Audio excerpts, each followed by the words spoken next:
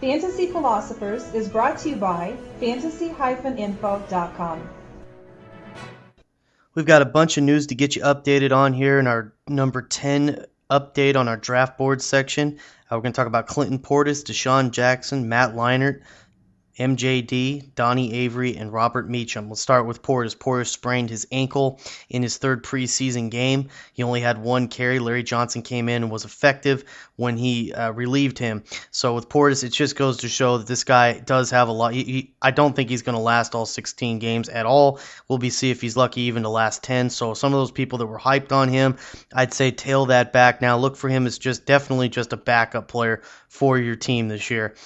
Deshaun Jackson had a back injury in his game against the Chiefs in the preseason third week. Looks like that's, I guess, just a strain of some sort. It's just going to be day-to-day. So scathe through that concern. If you already have Jackson, then looks like he's going to be okay to start the year and everything. Matt Leinart, Derek Anderson, this is probably the biggest news of this week. Leinart not only looks like he's lost his starting job, but he may even be cut by the Arizona Cardinals. This is not a good situation.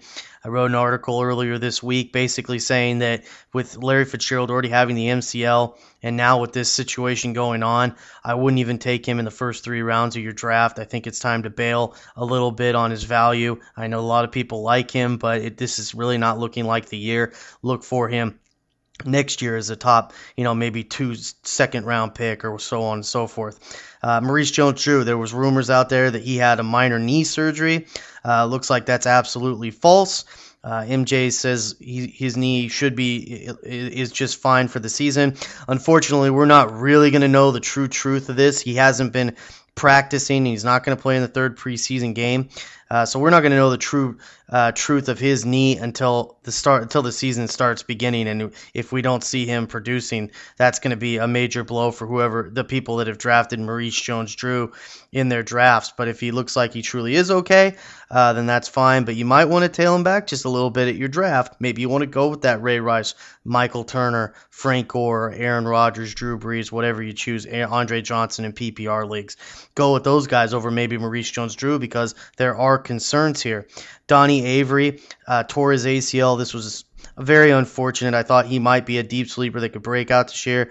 That's not going to happen. He's done for the year, so that definitely does not help Sam Bradford. And finally, Robert Meacham. This is great news. He's had the toe injury all through the offseason. I was very concerned about him, especially as a speed player.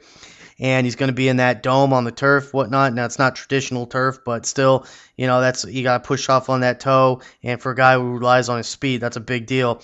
He played. Looks like he started in the game against the Chargers in the third week of the preseason.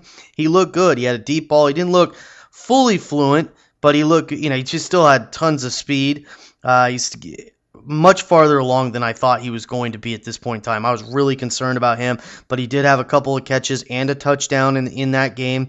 So I think it makes Drew Brees' value much stronger, and Robert Meacham definitely becomes a top 30 fantasy receiver once again. Remember, this guy had, 9 touchdowns last year? He broke out. I want to just see him now officially win that starting job. I'll have to read up on that, but definitely a top 30 fantasy option at wide receiver this year. For more fantasy football information, go to fantasy-info.com and sign up for our free e-newsletter. Good luck in your 2010 Fantasy Football League. As an added bonus, the Fantasy Info guys will include their 5 secret tips for success in fantasy football with your free subscription.